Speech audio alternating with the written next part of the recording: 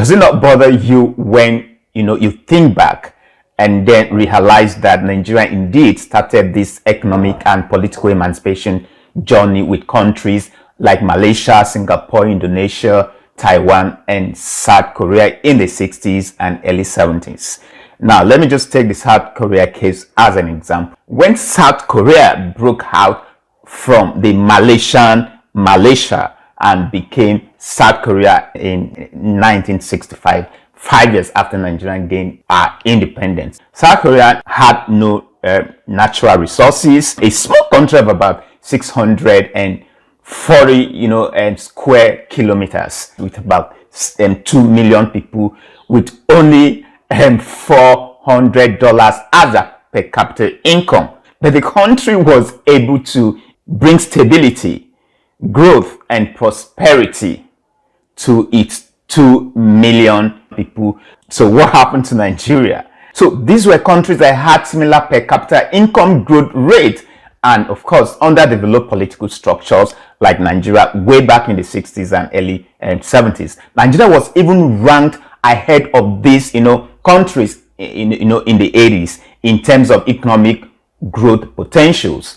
But today the Asian tigers have escaped underdevelopment and poverty with a very high per capita income, while Nigeria has regressed by over 50 years with per capita income of less than $2,000, while Singapore rose from $400 per capita income to about $127,000 as a per capita income. The question is, what did they get right that we got wrong? And that brings me to the topic for today: political godfatherism, the bane of our political and economic regression. So we have been struggling with leadership in this country for a very long time now, and it seems as if we can never get it right.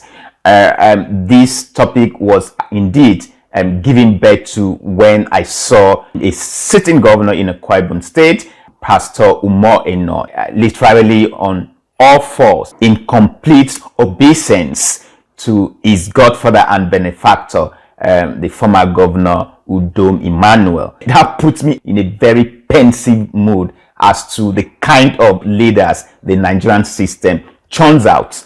Now, don't get me wrong. As a matter of fact, do not get me wrong. I am by no means saying that one shouldn't give honor to whom honor is due. But going on all fours, come on, to say the very least, it's humiliating. When I mean the Akwa Ibom culture doesn't even allow, even if you want to give honor to whom honor is due to in order to show obeisance. The Akwa Ibom culture, as a matter of fact, doesn't really give room to that. That's a leadership problem we have in this country. In their these governors, in their desperate quest to become governors, they sign all manners of agreements that will mortgage the resources of the state to these their political godfathers, while the progress of the state is undermined. So we have heard the godfathers of Lagos, that the former Lagos state governor, who is now the president of the Federal Republic of Nigeria, Asiwaju Bola Ahmed Tinubu, people say he owns Lagos, and that he was instrumental to the one term in office of Ambode, the former Lagos state governor. In fact, Tinubu's case might even attract some encomiums from some Nigerians that Lagos state has been working. Successive governors in Lagos state have indeed been working, while some hold a different view. Even if there is something that is doing right, that the people say that it should allow the people determine who they want, determine who governs them. But that is for the state that is getting it right, like Lagos state. But what about the states that is not getting it right? That the predecessors of these states ran the states down, yet they handpicked their successors and then become tushies for their predecessors, these former state governors. So just look at what is happening in Rivers State, for goodness sake, between Sim Fubara and Nelson Wike, the FCT minister. They say, when two gladiators fight, it is the people that suffer. Governance suffers, and of course the progress of the state suffers. Now look at the whole state assembly complex being demolished because political godfather and godson are busy fighting while governance is suffering. The state is continually being regressed. That's what, at this point I'm asking Fubara, when you were dining and whining with the devil, didn't you remember that a day of reckoning was indeed in the offing, was he would come, and you didn't remember that? And when you were blinded, because I keep saying this, perhaps you were blinded by your desperation to be the governor of Rivers State, and you would not blink or bat an eyelid to sign all kinds of pact with your political godfather. I'm sure you must be a student of history. Why don't you just go and ask Chris Ngige of Anambra State, the former Minister for Labor, how he dared you bad during their own political quagmire, where the lesson of dining with the devil with a long spoon was, of course, thoughts. History had it that while Juba was very suspicious of Ngige's fulfilling his agreement, maybe to to will part of the state resources to him as his godfather, he decided to take Ngige to the famous Okija shrine, a popular, very potent, shrine, and that's the African juju, to swear that he will fulfill all the agreements. Well, since Ngige wasn't ready to do that, he decided to, we're told from the grapevine, he decided to go to the shrine with a Bible stuck behind him. Ngige believed that whatever he swore to in that shrine, the Bible will neutralize the effect and no harm will indeed come to him.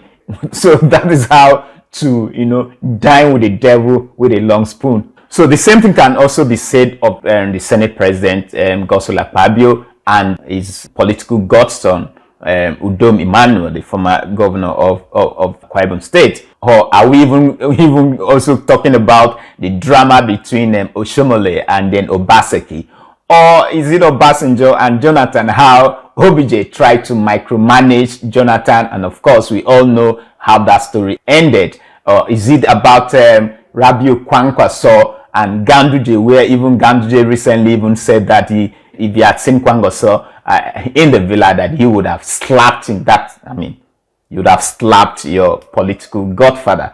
Or are we even talking about Orji Uzor Kalu and Theodore Orji, or even Donald Duke and Senator Liel Imoke, or even Peter Obi, how he fell out with his political godson, Willie Obiano, who accused him, you can see from the picture there, of how Peter Obi demanded the payment of 7.5 billion naira for making him the governor of Anambra State. So these are predecessors of what we call the Godfathers, who handpicked their successors and then foisted them on the people using all sort of electoral fraud to make that happen, where by denying the people the opportunity to make their own decisions of who they would have loved to govern them. But of course the sad reality is that these governors turn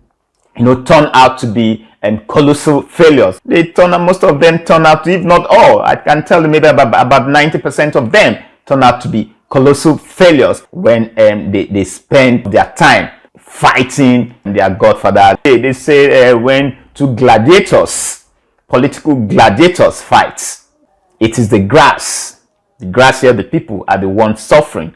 They are the ones suffering. Governance is suffering. The progress of the state is also suffering. So, like in the case of Akwa Ibom State, why would the governor, Governor Umoino, hurriedly, want to complete, they call it an international worship center, a project considered by many as a liability to the state, because I keep telling people beyond just the 32 billion naira that was expended, taxpayers' money that were expended in building this liability, because I see it as a liability.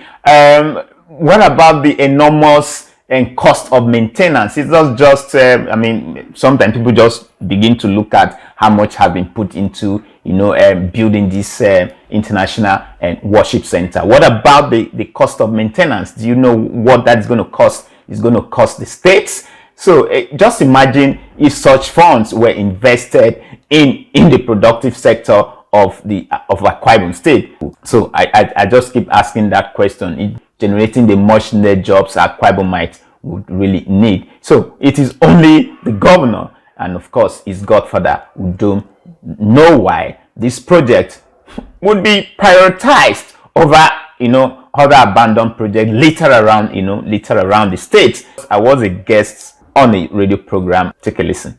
In fact, that even brings me to the issue of leadership. Over the weekend, we heard the social media buzz concerning the worship center of the International Worship Center, and I asked a simple question: is that the top priority of the state government? Considering the fact that this administration is not the one that did that. Yes, this administration was not the one that started the project, but he completed it. So the point I'm making is this: for goodness sake, is that the top priority of this administration? Akwa Ibom State, if you must know, has the second highest unemployment rate in this country, over 51%.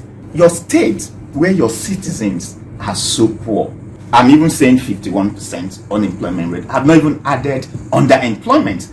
By the time you had underemployment, we'll be looking at between 55% to 60% unemployment in this country, which is very high. And then the state government will now stay and begin to think that it is International Worship Center that is its top priority. 32 billion naira that would have been used to put into manufacturing sector. Shanice, let me this morning. All right, Shanice, over to you. Yes, I was trying to rationalize why a state that has over 51% unemployment rates, but the government of the state would think what should be on its top priority is a international worship center. But Shanice, wait, before you go further, let me just ask you, if you meet a program that has been started by your predecessor and has spent so much money, will you not say because it's not priority,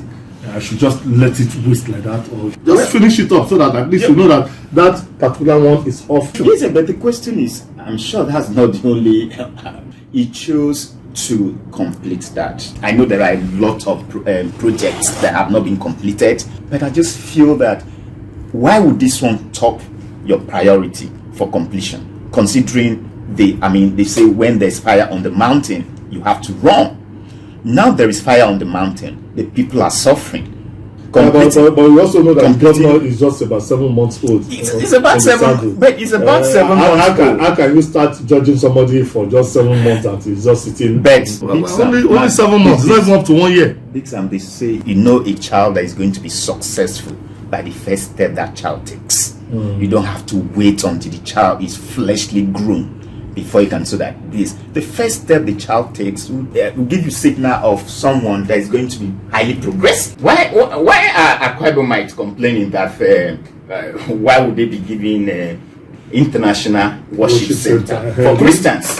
Why are they complaining when they voted for a miracle worker as a leader instead of voting for visionary leaders with competence and capacity?